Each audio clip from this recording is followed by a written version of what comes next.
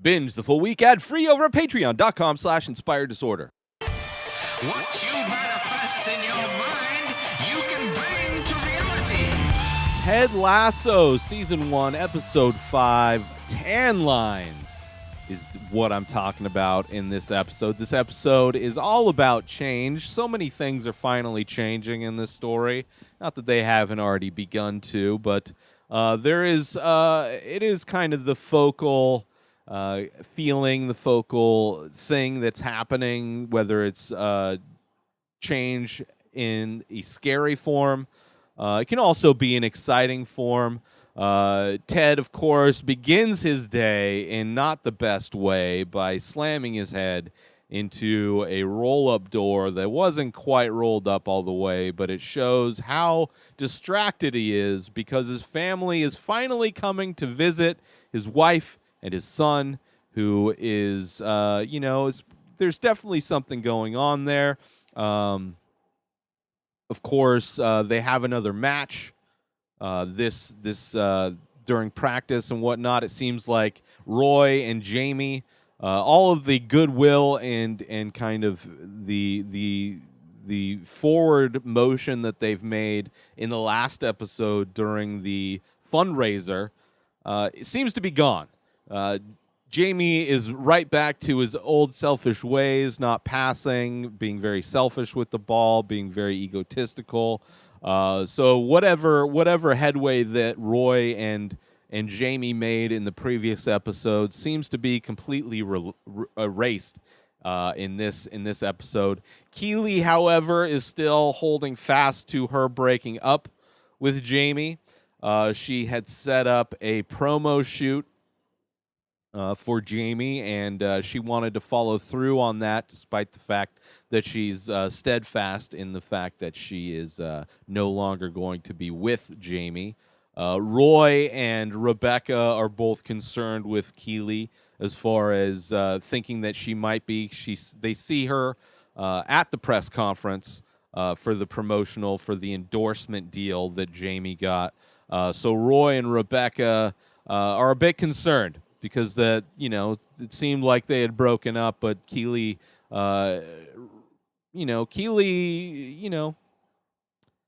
comforts them in letting them know that she's no longer with him.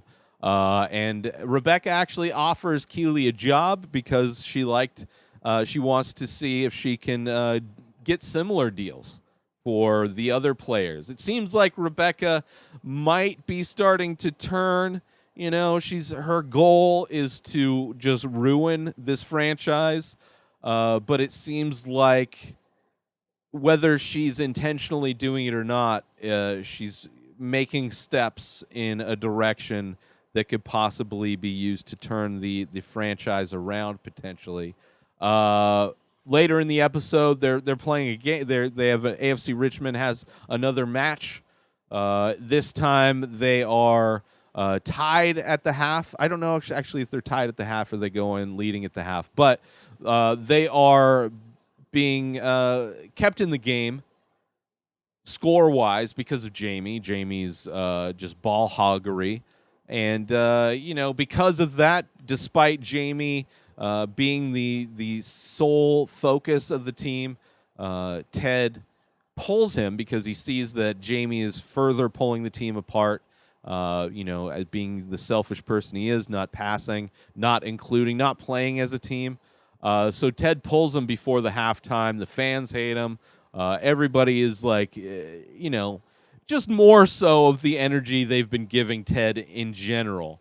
And there's a funny scene where Ted runs all the way up the stands to the owner box so that he can confirm with Rebecca to make sure it's okay with her that he pulls Jamie, which doesn't make any sense to anybody because Jamie just scored a second goal, which I believe tied the game. So it's kind of like bringing out your best player, but Ted knows long term that this team needs to be a team. That Jamie can't carry the team on his own to win any substantial amounts of games. He knows that to win games that this team, not that he cares about winning, but he knows that if he can get this team to work cohesively, then better things can happen. So because of that, he pulls Jamie. Everybody goes crazy. Jamie, of course, as all people that are the quote unquote alpha people, like they go from hero to victim pretty quick. But yeah, despite pulling Jamie, the team finds a way to work together. They get their first win. You also get to see Ted bonding with his family a little bit. You finally get to see his wife and his kid. Obviously during practice, they show up before the game. They show up, and Ted, there's just a lot of funny scenes where Ted Lasso is running, whether it's watching him sprint from one side of the field to the other side of the field, or watching him run up the stairs to go talk to Rebecca. A lot of running. I don't know. It's like the comedic Tom Cruise from all the Mission Impossible movies. Like Tom Cruise is always running in Mission Impossible. I don't know if it's an accurate stat, but it seems like Ted Lasso runs a lot in this, and it's funny. It's kind of funny. It's funny because of how they film it. It's always like a wide shot, and it always takes a comical amount of time. Like he even mentions it at the beginning of the episode when his family finally shows up during practice, and he's like, yeah, and he goes running towards them. It's like right when he gets close to them, he's like, I really thought you're gonna meet me halfway, but whatever. Because Ted is so overly optimistic that he can't. It's like he just has moments of slight moments of negativity, and then it's right back to being positive. For he's got that goldfish memory. So it's hilarious watching Ted Lasso run. But you get to see him bonding with his family. There's a scene where they're playing Legos together and all that. But you could tell there's a moment where Ted walks in on his wife and she's crying, and she tells him that her feelings aren't what they used to be. She thought that the space is what she needed, but it's she's gonna try. She's gonna try to make the marriage work, but her feelings of the marriage are not there, which is related to, in a lot of ways, Ted is going through a big change with his family. Because that feeling seemed to have been boiling underneath, that they weren't doing well. That's why Ted took the job overseas so far away, because she wanted space. So he gave her, almost a half of the globe. Well, not really. He gave her a good amount of space, traveling to a completely different country on a different continent. And, you see that it's kind of closer to the end than had been thought necessarily. Like maybe they had some issues, but definitely it's worse. She still wants to fight for it. But during the halftime show, I know I'm bouncing around all over the place. So the family stuff, cool. You get to see the kid, whatever. The kid's fine. The wife's fine. They're not very big parts, but you get to see what Ted's been dealing with in his own personal life.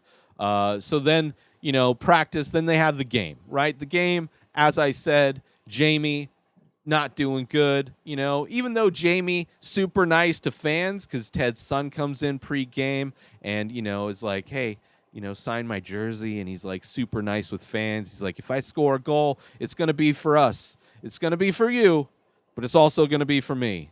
But also for you, but also for me.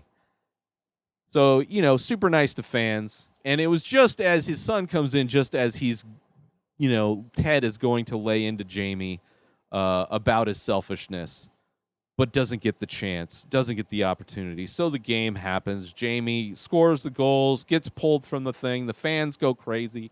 Halftime happens, and Ted is in the locker room. And Ted's, in so many ways, how he boils down the messaging of every episode. Ted boils down how change can be scary.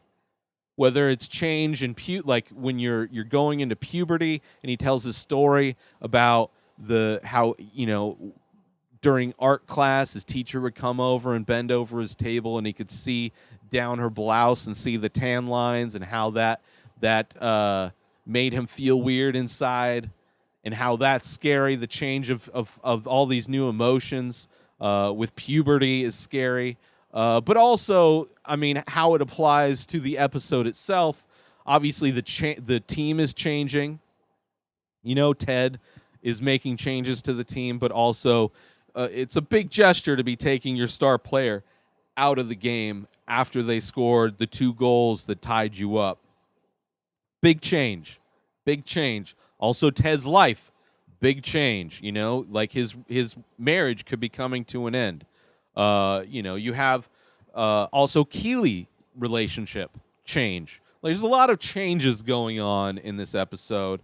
And, they could be scary, but it's not about fearing the change. It's about embracing the change and making the best of it and understanding that good things can come from change.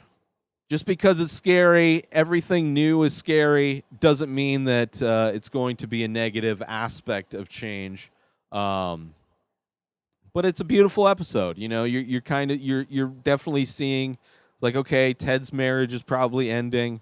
So what's going to happen with that? His wife and his kid are going to move back, and Ted's probably just going to be focused on coaching and probably making the team his new family. I mean, that's kind of how he treats people. He treats people like family. So we're probably going to be seeing more of that. Obviously, with the team, it's going to be interesting to see how Jamie reacts to being pulled.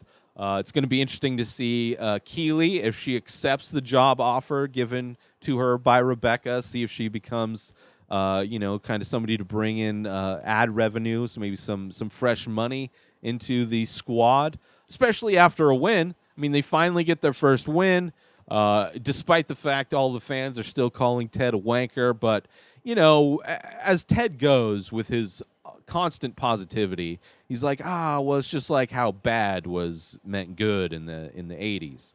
Wanker can have a positive meaning as well. But yeah, it's a fun episode. It seems like a little bit more is happening in this episode than the previous episode, and it's kind of sad that the scenes of Roy and Jamie bonding in the previous episode really amounted to nothing in this episode, because immediately Jamie is back to his old ways. So it was kind of almost a bait and switch in some ways, where maybe to seem like Roy is making headway and becoming the leader of the team. It almost felt that episode in a lot of ways feels out of place, even though it was kind of the episode where Keeley breaks up with Jamie initially. That could have easily come from this episode as well. But good episode. Season 1, episode 5, Tan Lines, Ted Lasso.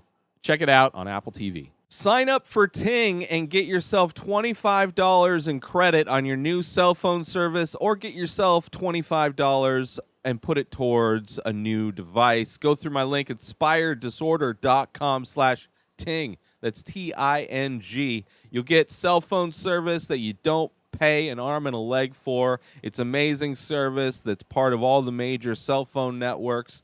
But sign up today through my link. Get yourself $25 in credit that you can apply to a new cell phone. You can apply it to your service.